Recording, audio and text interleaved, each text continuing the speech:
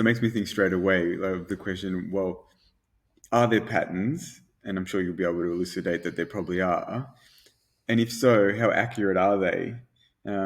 Because are we basically uh, very predictable as humans, even though we think that we're so always, very unique and that we're, people can't tell what we're going to do?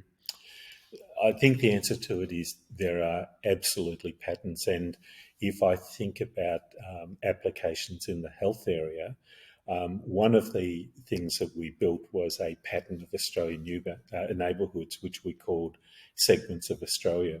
And with that, that effectively was taking the Australian Bureau of Stats geography at which they release the data, statistical area 1, and actually identifying which kind of neighbourhood that was. Because we had that link between where people live and these characteristics, we were able to glue together all sorts of data. So we did some things, for example, with a range of the companies involved in health data. So we could look at data, for example, of scripts that were written for different kinds of things. So one of them was for tobacco or smoking cessation products. Yep. What was really interesting was when we actually looked at the profile and of people who were smokers, the likelihood of a doctor actually writing out a script for a pharmaceutical to help people stop smoking was significantly less if a person had a high socioeconomic status.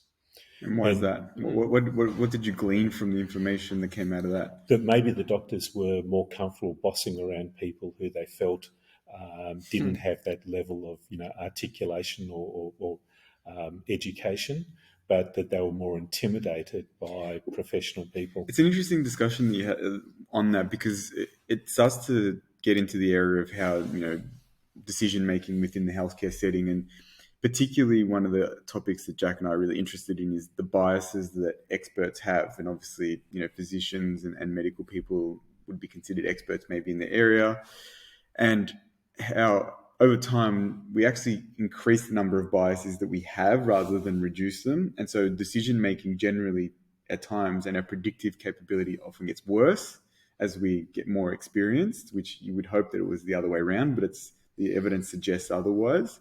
And with that in mind, it makes me think of, okay, well, what are the biases that are, as you're saying, like potentially changing someone's approach to someone from a different socioeconomic background? Do you think that there are ways around that kind of behavior, occurring, say, in a medical setting? Are there things that went out as directives from what you actually did in your studies? Look, I think there's a really interesting case study, and that is in the 1980s in West Australia, a couple of doctors actually identified that stomach ulcers were caused by bacteria, and that it was possible to treat them with antibiotics. They got the Nobel Prize for it.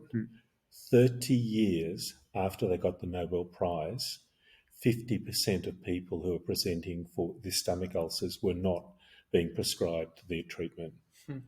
So that just doesn't make any sense, does it? Well, it does, in the sense of what that is saying is people learnt at a particular point in time and their knowledge got frozen. So one of the critical things is, how do you unlearn? And how do you actually get the confidence to unlearn? And I think that this is a real issue that we have. The second issue is that as we get more and more data in areas, we're actually getting more and more specialised.